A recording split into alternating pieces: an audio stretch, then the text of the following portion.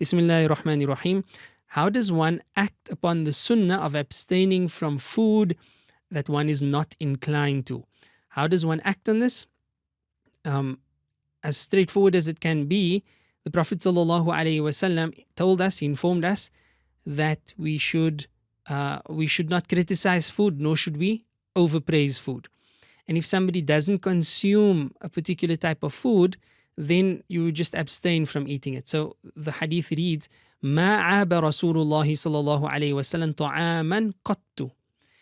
Right, the Prophet ﷺ never ever criticized food, and in other narrations it speaks about he never overpraised food as well, because that's also not a very good quality. You can say the food is nice, mashallah, may Allah reward you, and that's sufficient.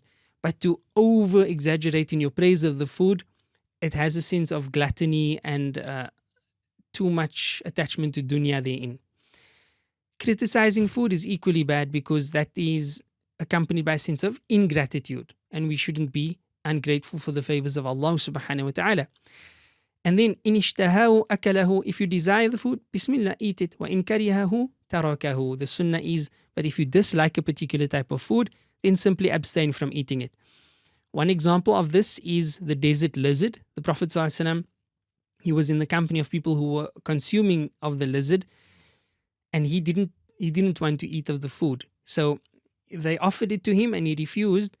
And I don't recall these exact words, alayhi salatu wasalam, but he basically informed them that they may eat, they may continue, but as for him, he prefers not to, indicating that it is halal, but it is his preference, his personal preference, not to eat of that food. So there's no problem with that. And the way to go about it is to do so exactly in the way that was described. If food is offered to you, you don't say, no, gosh, I don't eat that food, that's horrible, or something of the sort. That would be completely inappropriate for a believer.